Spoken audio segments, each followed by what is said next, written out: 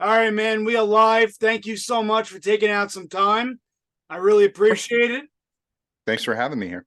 Definitely, man. So let's talk about, where the idea came from for Never Hike Alone. I mean, we just spoke. This movie is it's scary. It brings me back to like the original, like scary Friday the 13th.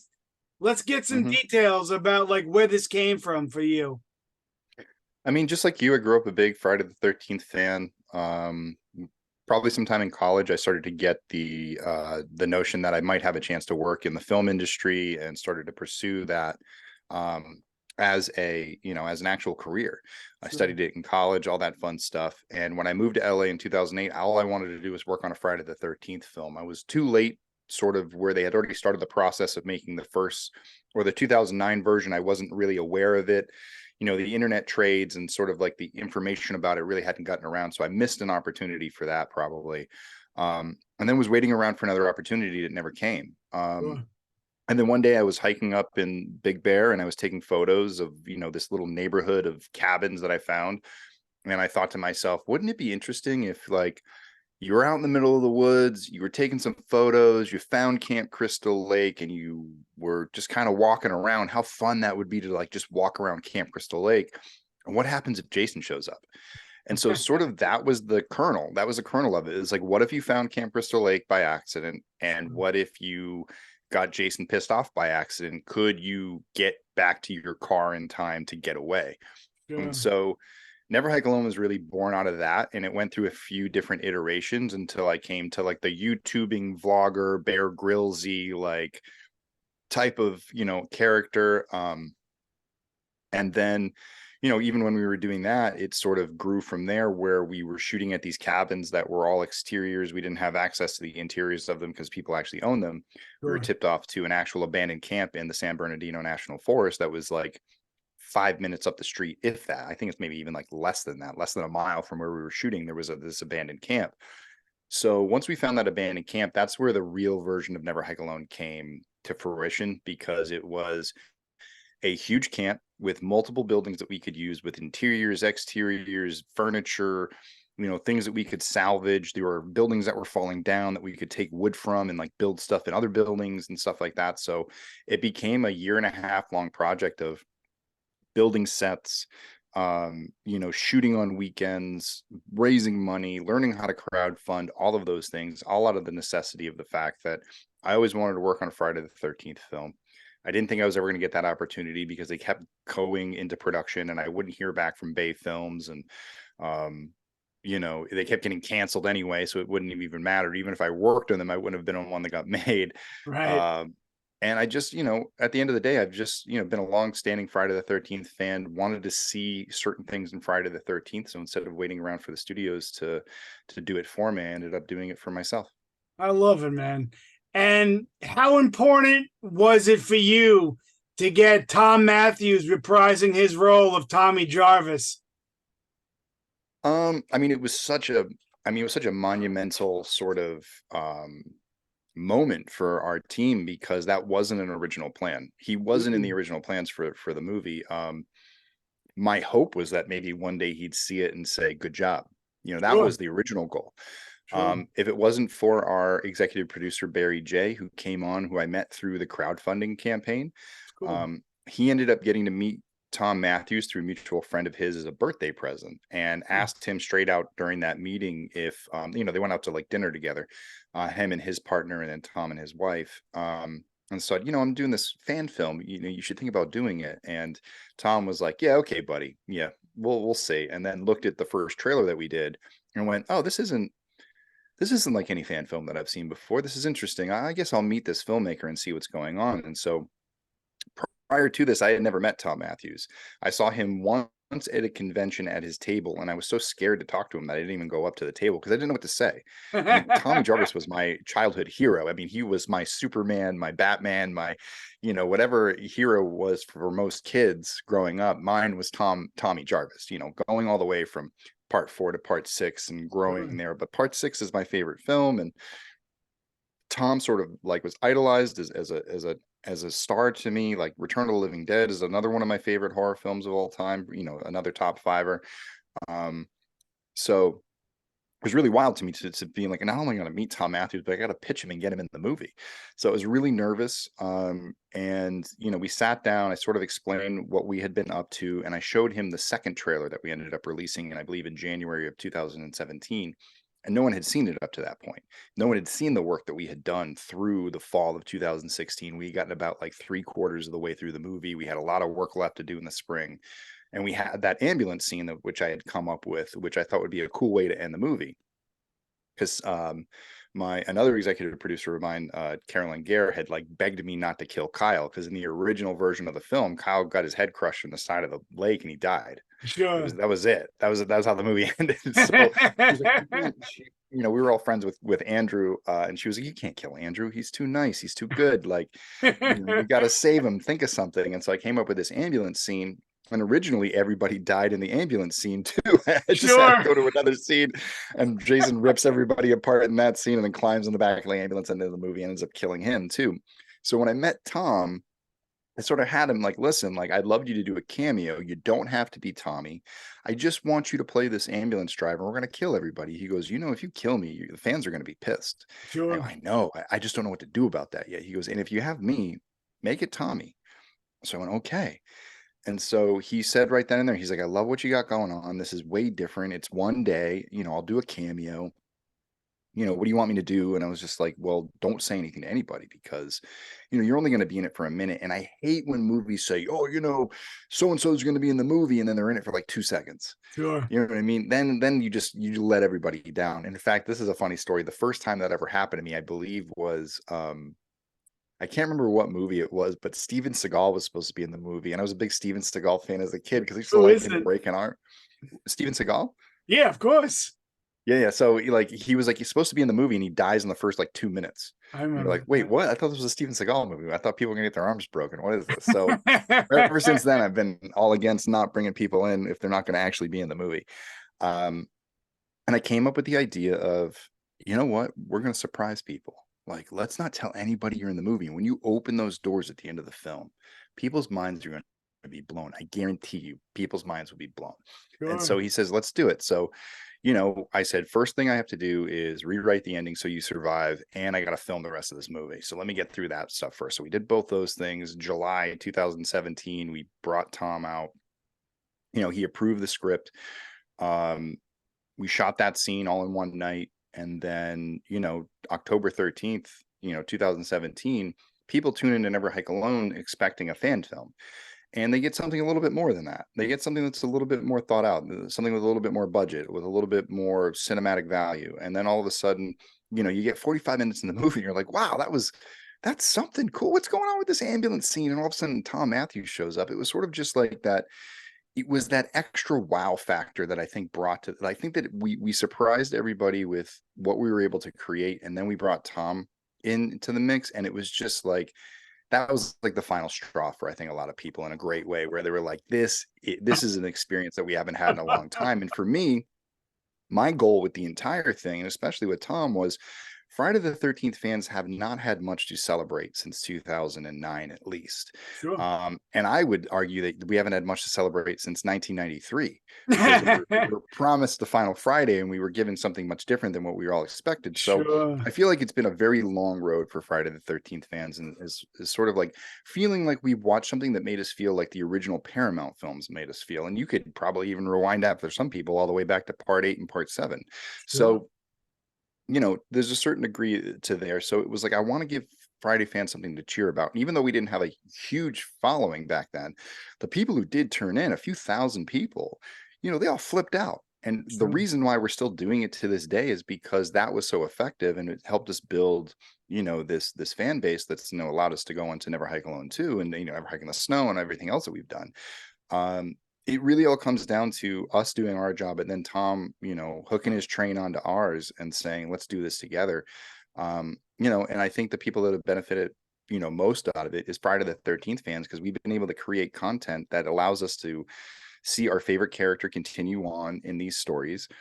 We do it at a certain level where people, gravitate towards it and like what we're doing. and it's something that the studios would never do. Yeah. So, we're taking care of all these things. And for me, it's just about, giving Friday the 13th fans something to cheer about, considering the fact that this drought has continued because of the lawsuit and now because of the writer and actor strike. Our TV shows being delayed. So it's one thing after another for Friday the 13th fans, but it's crazy to think that, since 2017, fan films have really stepped up. We sort of set a new bar.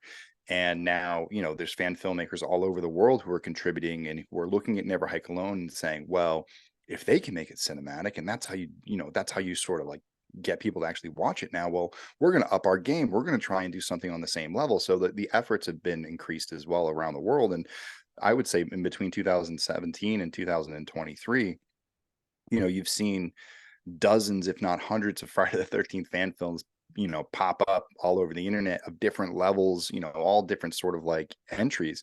But the fans are the thing that are carrying Friday the 13th right now. And, until the studios pick it up again, we're sort of, I would say that, the inmates are running the asylum. Sure. I love it, man. That's great.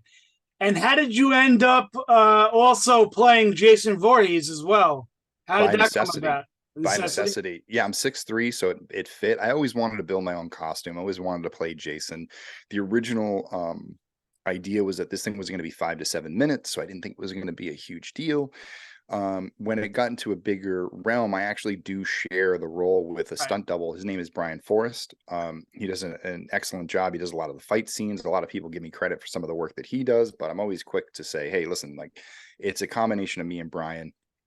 If I could do both directing and Jasoning, and playing Jason at the same time, at the same level all the time, I would do it. I love playing Jason. It's a lot of fun, but there's just some days that the schedule's too tight. The shots are too complicated. We can only do so many takes. So I have to be behind camera more often than I am in front of camera. So Brian and I might both be in costume, but I'll spend a lot of time behind the camera doing some things, and I'll jump in there for certain moments. And then there are other days where I'm just in civilian clothes and Brian's the only one as Jason and he's doing all the fighting. Sure. So it really comes down to sort of the complexity, but over time, it became a challenge. I really put a lot of work into going into the first Never Hike Alone, coming up with what would I do? What can I do with my body? How does my body move? How can I make sure that it's intimidating? It's not like I can go out and like imitate Kane. I'm not going to go out and imitate CJ or Ted. Sure. I'm just going to do movements that fit me, that I feel also fit the character and fit who Jason has become. Obviously, Jason's been played by over a dozen people, for different reasons and, different stunt actors and different scenes and doing all these different things. And I think for me, I really just wanted to create a new Jason that fit the modern era, that one that had gone through all of those trials and tribulations of the first 8 films, had walked away with all that damage and all that, trauma and knowledge of what has happened before. But like his body is physically sort of, decomposed a little bit more. It's a little bit depleted as far as energy reserves go, still has the size and the mass, but sort of has a different approach to the way that he kills victims and stalks victims and sort of sees people that come in and out of Crystal Lake. So there's a whole mind game there that I was playing. And I studied the character from, front to back, before I went in. I didn't just say, oh, I'm going to throw on the costume and go out there. It was, okay, where is Jason at in his life, in his afterlife, I guess you could really say. And it really opened up this really sort of, I don't want to say wonderful story. It's actually a very dark and depressing story about Jason, but this monster that won't die, that sort of wants to die. It's sort of like, haven't I done enough? Haven't I killed enough people? My body counts over 100 and whatever. Like, how many more people do I have to kill to either have the curse reward me with the afterlife and reuniting me with my mother? Or am I just going to do this until, the sun explodes in however 100, like, am I going to walk the earth after mankind has already died? Like, what is it going to take for me to get the closure that I need based on the fact that this is all based on revenge? When is my revenge fulfilled? And, stories about revenge and vengeance and stuff like that. Like, we always know that, like, you can't kill enough people to fill the empty space for the loss that you feel for something that you want to get revenge for. So you know, it's sort of like a metaphor for that, for the fact that he's starting to realize that none of this is ever going to fulfill him. And so he's trying to recede and get further and further away from society so he doesn't have to deal with it. And he can just worry about his own existence and his own, and how he's going to spend his own time. And it isn't until people cross that boundary and sort of you know, kind of sort of reveal that he is still existing, that he has to step in and keep people from spreading the truth that he is actually real, because that means more pain, more suffering, more running, more time underground, more time in the lake, you know, more things doing that don't feel great. Because in my opinion, Jason may be dead or undead, but he still feels pain. He still feels the bullet wounds. He still feels the fire. He still feels what it feels like to drown. Sure. And it's not fun for him. And it's not like he's just like, oh, whatever, there's none of this hurts. It all hurts. You know what I mean? It just Huh. pisses him off. But like, Sure. there's sort of that sort of, you can't make him like, he's not Uber Jason in this. You know what I mean? He's a real sort of like flesh and blood revenant who's feeling everything and still thinking and still has a working brain and still has working emotions and all of those different things. So that all went into playing the character versus just like, well, I'm just going to suit up as Jason and murder as many people as possible. It had to make sense of, why isn't Jason attacking Kyle right away? Why isn't Jason, you know, unbeatable and just ripping his head off right away? It's like, I had to make sense of him. He's building it back up so it made it fair. Because if not, like the Jason we all think of in our head would be like, oh, 2 seconds, Kyle's dead. You know what I mean? Like, Right. film's 2 Sure. minutes long. And what's the fun of making a 2-minute long film? So for me, I had to come up with reasons of why it would take so long, like why it would take Jason so long, and where is he at, and why is he not prepared to deal with someone like Kyle, who is unlike the characters who he faced before, who is going to survive attacks, who's going to dodge blows, who is going to run, who is going to fight back. So it was definitely something that I had to create, like characters on sort of, each of them had their strengths and weaknesses, and that was a big part of, you know, not only like having to play Jason, but actually come up with a character that I would portray on screen. That's awesome, man. And how important is the score in these fan films, man? I mean, Oh my you God. you created some epic tunes, man. Well, I mean, I got to give all the credit to Ryan Perez Dapple, who is our composer and came in and wrote all of those things. Yes, to a certain degree, I gave direction on what I wanted to see. It sort of all started with, you know, everything started with a study of the original Friday the 13th. So obviously, Harry Manfredini's music is a staple. You know, there's a lot of elements that come into Friday the 13th that make. So when I came to approach the music, one thing I didn't want to do was just steal Friday the 13th music. I was actually at the beginning of the whole fan film thing. I was very paranoid about getting sued. So I tried not to use elements from the original films, from designs to, you know, even Jason. You know, I changed the whole look of him. And Right. with the music, I went, you know, Never Hike Alone is not your typical Friday the 13th film. This isn't a body count film. There aren't people having sex and doing drugs and all that thing.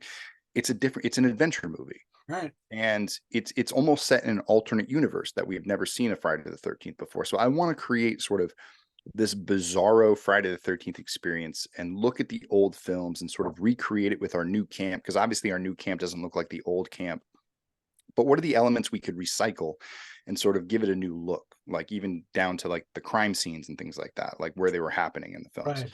So with music, the formula that I came up with was, all right, start with Harry Manfredini. He came up with this score, but the score has some elements of, you know, of what Bernard Herrmann did with Psycho.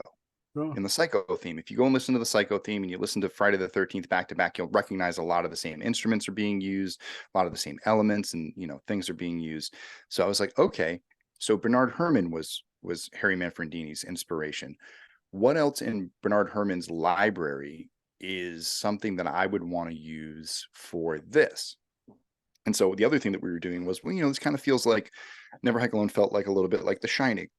And it Sure. felt a little bit like, you know, 127 Hours and The Martian. And so I was looking at scores that from those films and saying, okay, what are the elements they're using? Cross-reference all of this and came to Bernard Herrmann's score for Vertigo. Sure. And, you know, when I listened to that, it had this, you know, it has that sweeping up and down. Like there's big moments and there's little moments, and there's big moments and there's little moments. And we sort of use that as our temp score in the original Never Hike Alone, sort of like early cuts, just to kind of get a sense of what we wanted to do, because that opening scene is very, I think I literally as a joke called it, I'm like, because we name all of our sequences and scenes and stuff like that. Sure. So the first opening scene, the opening credits is called The Shining Can Suck It, just because we added so much we added so much more sort of than what just like The Shining is just flying back and forth across the car and doing all that stuff. So we wanted something that was sort of in that realm, and it made sense, and it gave Ryan what he needed as sort of a place to be like, this is how I want you to work from. I want big moments and little moments, and then let's come up with our own music for it. And then from there, Ryan took it and ran with it. He's the one who came up with that melody and those themes, and everything else that came along with it was based off of sort of that template. And then going on to the rest of the movie, he came up with some great scores and themes and found a good way to use like the kills and Ma's like echo stuff.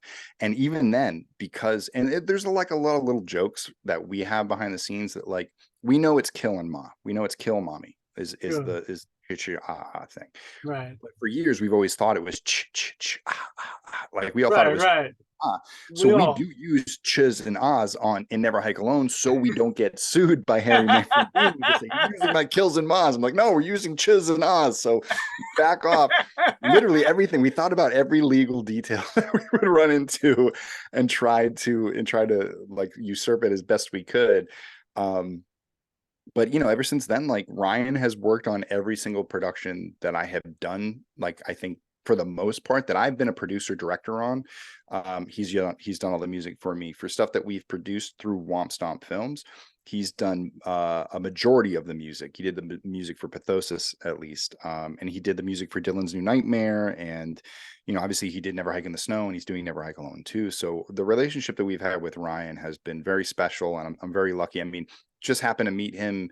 We took Muay Thai together, and he just expressed to me that he'd been working in music for a long time and wanted to do more composing, wanted a chance to work on Never Hike Alone. And my God, what a pickup that was, because he's unbelievable at what he does. And I've sat in the studio with him and watched him work, and it's amazing. It's he's able to do a lot with a very little. We're not working with a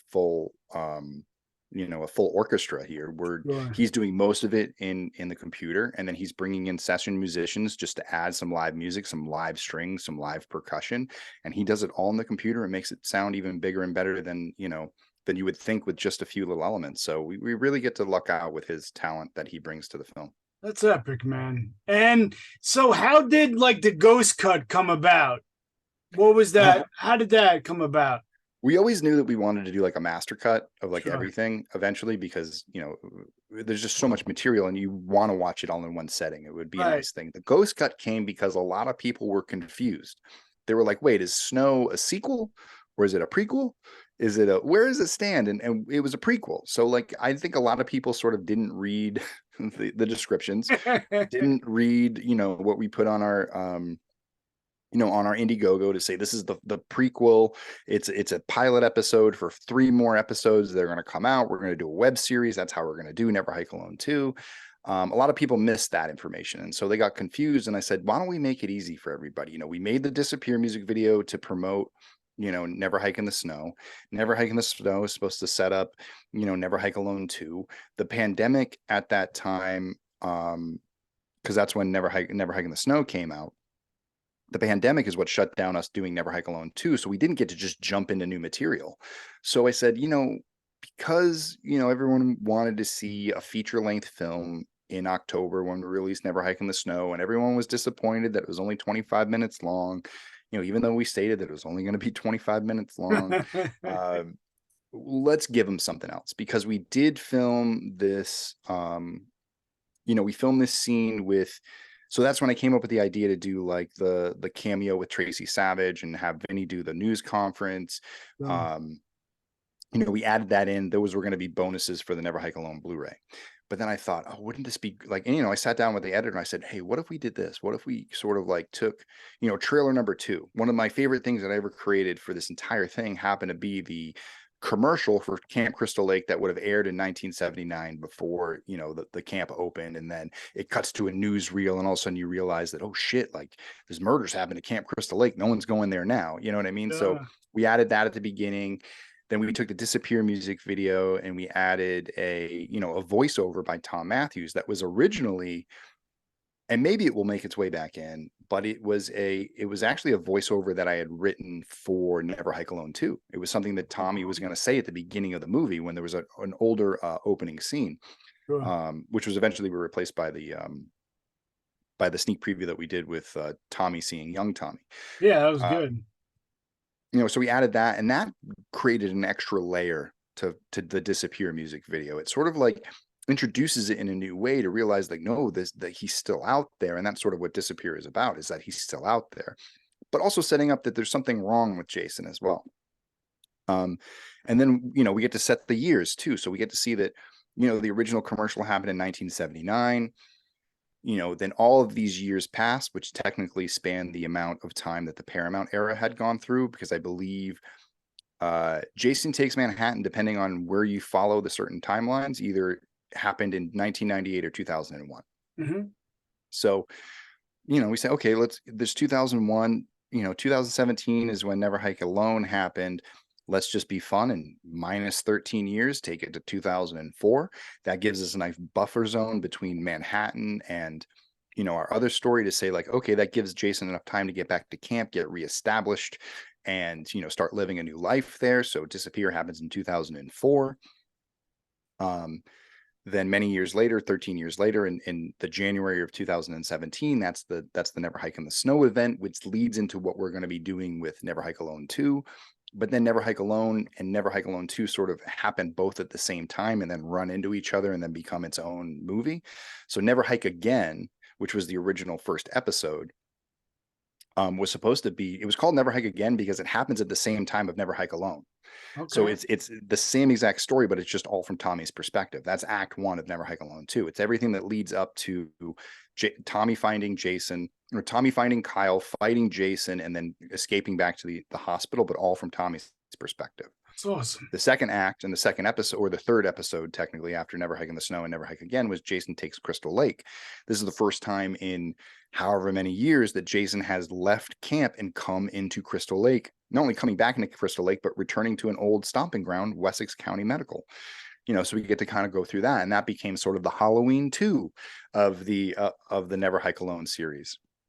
We have our events that happen at the medical center. We have, Jason showing up, all of that fun stuff.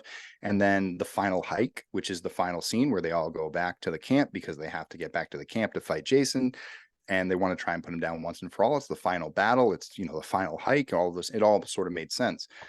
And so we just wanted to sort of set all that up for people. So we were going into looking at doing Never Hike Alone 2. And at the time, November 2020, we might have thought that the pandemic was going to end within a certain amount of time. You know what I mean? So I thought in 2021, I was going to be able to get Never Hike Alone 2 going. Obviously, that didn't happen. All of the COVID protocols that we had on set that got introduced when we started working again in the industry went all the way through 2021, and I couldn't afford to run a production with those protocols in place. It wasn't until early 2022 that we could actually, those things were getting lifted. I thought that we could, or we had sort of found like the low budget way to do it, invest in sort of testing and things like that. Ran it, but that to go back to the point of the ghost cut was there to sort of like remind people of what the order is. Sure. And what is this all leading to, and hopefully setting up Never Hike Alone 2 to say, now we got to tell the rest of the story. And that's what we've been able to do with the new project. I love it, man. That's so cool. What would you say has been your biggest challenge in making this sequel? Never, number 2. God, it's been the time that's gone by, the things that have come in our way. COVID, we had scheduling conflicts last year that pushed everything into 2023, raising enough money. I mean, scheduling, trying to get this many people in the same place for the same amount of time. Dealing with SAG, dealing with insurance, dealing with locations and permits and all of these different offices, and just the amount of work that goes in just getting us to set, never mind actually making the film. Sure. Just getting to set is its own set of challenges, and has been one of the biggest challenges to date. Once we're on set, the challenges are there, but you have a goal. You have to get things done by the end of the day. So nothing really lingers into the next day, because you have those scenes, that set, and you got to get those shots in. And at least at the end of the day, you got enough footage to bring back home to your editor to shoot with. But if you can't get there, you can't make a movie. Right. So that has been the biggest challenge, is sort of getting over all of these hurdles, all of these reasons to walk away. I mean, like, I've been working on this project for um almost 7 years now. You know what I mean? Like, starting in 2016, Sure. this should have been done in 2021. I'm still working on it in 2023. But, I just believed in this project the whole time. This is the Friday the 13th that I've always wanted to see, especially Never Hike Alone 2, having Tom as the main character, getting to end the story, use our character as the triggering mechanism to sort of put into play the events that would lead to what could be the bookend to the Paramount series. And whatever chance would I ever get to do this ever again in my life, to have Tom Matthews, to have Vinny Guastafaro, to everybody at this age to do it and tell this story, and have the right people come back and reprise their roles. This is the only window that I have, or that fans have, to ever see this again, because 10 years from now, we're not going to have that opportunity. Right. So, I just realized that, like, you know, the other challenges, I haven't been able to work a full-time job. I haven't been able to take that one position that I could be like, okay, I can just work here for the next 10 years of my life and be good. It's like, I've been working more freelance, working from job to job to job, taking major sections of time off so I can, run a campaign, or, being at work, trying to, like, answer emails, from people that could be a high tier backer. And I got to give them the attention that they need, because they could be the thing that puts me over the top. You know what I mean? Like, Sure. they're going to be a big integral part of getting this film done. So not being able to sort of focus on my own personal professional goals, and having to work on a personal goal. I mean, this is a personal goal. This is a personal project. I'm not going to make money off this. I'm not, this isn't going to end with me living in a Malibu, oceanside house with, 10 Ferraris and all that stuff, and living the dream life. This is just going to end with me in debt and being able to say that I did it. But, I just, when you're passionate about something, when you can't get it out of your head, type thing, it's like, I just, for some reason, there's just been something that I can't explain pushing me. And, my own will and testament, and maybe the words from, my parents when I was a kid, when I didn't want to, play a sport anymore. They said, well, you made a commitment. You told people you were going to play, finish the season. And so I see this as sort of like, I made the commitment. I made the commitment to myself. I made the commitment to the fans, and I'm so close. Why would I want to give up now? And so if I got to wait, I got to wait. I gotta continue finding the silver linings. I gotta, we had to wait. We got to raise more money, and thank God we raised more money, because the production was way more expensive than I thought it was going to be. Our stretch goals should have been our normal goals. I mean, honestly, this is a $300,000 production without adding anything into the film. Sure. So it's, and it's going to be even more than that when we get through post, and it's going to be even more through that when we get through shipping everything. So, it's been it's been a challenge all around. When you do crowdfunding, you're not just a filmmaker, you're a salesman, you're a businessman, you're a filmmaker, you're a producer, and then you're a shipping and receiving service. So, you have to keep wearing all these hats, and doing and answering to all these different masters that, again, none of this pays bills. None of this is going to put my future children through college. None of this is going to help me set up a retirement fund. Those jobs are the jobs that I haven't been able to give as much time and dedication to as I would have, put COVID on top of that for, killing a bunch of the jobs. Sure. So I think in the end, for me, I wanted to leave a lasting impression for Friday the 13th fans, that they would look back at this, and hopefully some of them would treat it just like it was a part of the franchise, and we'll own the films, and we'll, spread the word and do all of those things. Maybe it will lead to more work for me down the road, where I can lead to those jobs that will end up with me having a good retirement plan, and maybe be able to send, children to college. But knowing after it was all done that I could look back and say I did it. Sure. I could be working at a new job right now thinking, man, what if I went through with it? I wonder what would have happened. And Right. I think that would have been harder to live with than at least I know, at least I gave it my best shot, and I'll let the chips fall where they may. But, how many people, have opportunities like this, or have dreams like this, and then just sort of say, oh, but it's a dream, and never get to do it. And I don't know how many stories we've heard about old people saying, I wish I just did it, as they're dying on their deathbed. A lot easier said than done. I'll say that. It's taken a lot of sacrifice, and there's been a lot of low moments just as there's been high moments. But, Sure. I think I always tell people when I consult on films, none of it will matter when you're at your first festival and you're finally showing it to people and you actually get that reward of saying, we did it. We did Sure. it. We made the movie. Here it is. And so I'm looking forward to that this year on Friday the 13th and being able to do that. And I think I'll be able to take a very long sigh of relief to be like, it's been a ride, man. It's been a real ride. That's epic, man. I love it. So, along with Never Hike Alone too, what's next for Womp Stomp Films? I know you guys, you're also a producer on Dylan's New Nightmare, which is another fan film that I've been dying to see, I guess what's next besides that? Yeah, well, I mean, we just announced that Dylan's is going to premiere on August 31st on YouTube, so people are going to be able to finally watch that. We were just we were dialing in some of the post-production stuff to make sure that we had the right thing, and we were waiting for some answers on some stuff, so we finally got it and we're able to say, hey, here it is. So we're very excited about that. Obviously Never Hike Alone 2, traveling with it, showing it around the country, doing different screenings. That's going to be a fun process. Working on different projects. We still have the Ghost in the Fog project, which is working in the background a little bit. We kind of slowed it down because we had to focus on Never Hike Alone 2, but that's something that's going to be in development. We have another animated project called Ghost Chicken, which is about a vegan restaurant haunted by the ghost of a chicken and the one girl determined to figure out why. I spent a long time in animation, so I really love that genre or that medium, and wrote this story a long time ago and been looking forward to making that. I got another short film called EMF that I want to get going. Some other short films that my friends are working on that we want to get going. I have about two or three two features that I'm attached to that the scripts are completed. Oh. Trying to pitch those out there. I got a third that I wrote and I got a fourth that I need to write. Okay. So just been working on that, and those I'm trying to go through the traditional, much slower studio path, especially right now with the strike going on. Sure. Being able to pitch those to different studios and go in and do the meet and greets. I mean, for me, I want to release Never Hike Alone. I want this to be a staple of, hey, look, we took $300,000 and we made this film.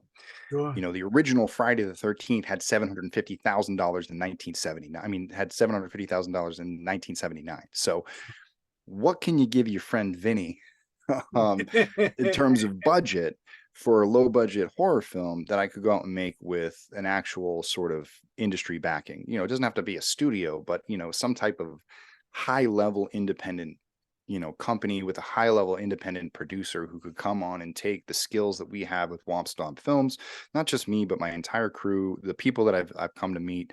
Never Hike Alone took us from a 5 to 6 person crew to a crew of, we've worked with hundreds of people from all over the world. And not only can we, film, but we can develop, we can write, we can do pre-production. We have pre-production artists, we have concept artists, we have storyboard artists, we have everything that we need to get ready for production.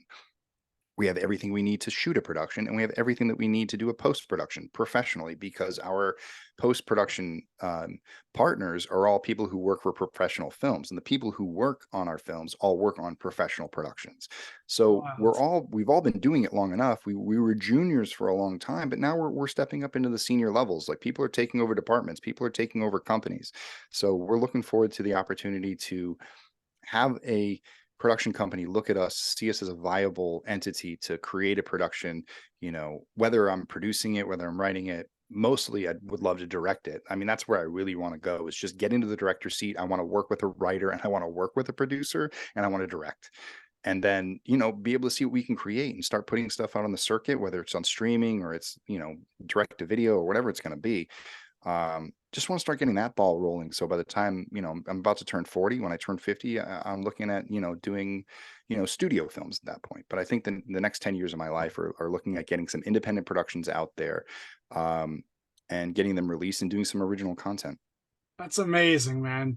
That's amazing. All right. Well, listen, I really appreciate you taking out some time, man. Never Hike Alone 2. I wish you the best of luck. I can't wait. And hopefully we'll chat again soon, man. Yeah, I would love to. And just before I go, I just want to remind people that the Never Hike Alone 2 Indiegogo is still up and running and will be running all the way through the release of the film. That Excellent. said, we are going to close credits around September 20th.